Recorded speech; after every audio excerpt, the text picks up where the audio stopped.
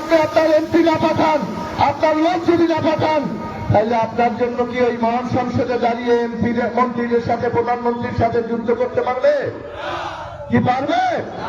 ওই সংসদে দাঁড়িয়ে বলবে, মাননীয় স্পিকার, আজকে এখানে মন্ত্রীরা উপস্থিত আছে, বলেন আমি যে এলাকা থেকে এমপি নির্বাচিত হয়ে এসেছি, আমার সেই এলাকা মানুষের কোনো রাস্তাঘাট নাই, মানুষ চলাচল করতে পারে না, আমার রাস্তা দিতে হবে।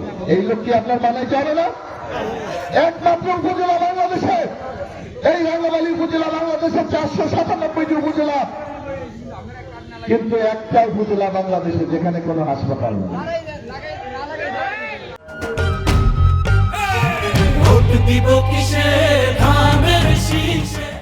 একটা মাত্র উপজেলা যেখানে হাসপাতাল নাই, তাইলে এখানে একটি ভালো উন্নত মানের হাসপাতাল করতে হবে না?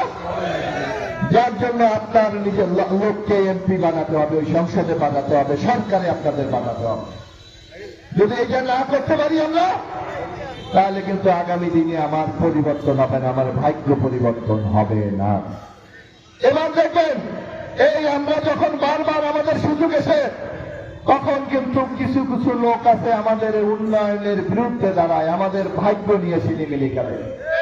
আপনাদের মনে আছে 1991 সালে এরশাদ সাহেবের পতনের পর যখন নির্বাচন এসেছিল, তখন বিএনপি ধানের শীষের পক্ষ থেকে আপনাদের এই রাঙ্গামালীর সন্তান মরুন জাহাঙ্গীর আকরকে নমিনেশন দিয়েছিল, মনে আছে না? হয়তো অনেকে ভুলে গেছেন, অথবা এই প্রজন্ম জানেই না, যারা ইয়ং বাচ্চারা, যারা যুবকরা জানেই না কি জাহাঙ্গীর আকরকে নমিনেশন দিয়েছিল না? সেই দিন তো কলাপাড়ার ভোট, এই রাঙ্গামালীর ভোট নিয়ে জাহাঙ্গীর আকর এমপি নির্বাচিত হওয়ার কথা ছিল, কিন্তু কেন হইতে পারে নাই? একটু চিন্তা করছেন?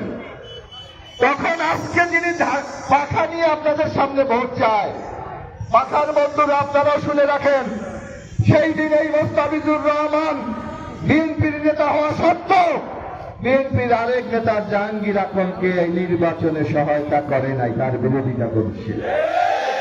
যার কারণে জাহাঙ্গীর আকর সেদিন পরাজিত হয়েছিল।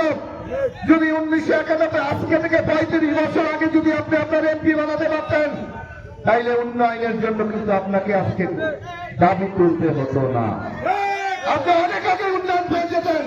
কিন্তু কোন লোকটাই উন্নয়নে বাধা সৃষ্টি করেছে? তার নাম পাখার প্রার্থী মোস্তাফিজুর রহমান। তাই আপনাদের এই রাঙ্গামালী মানুষের সবকিছু চিনতে হবে।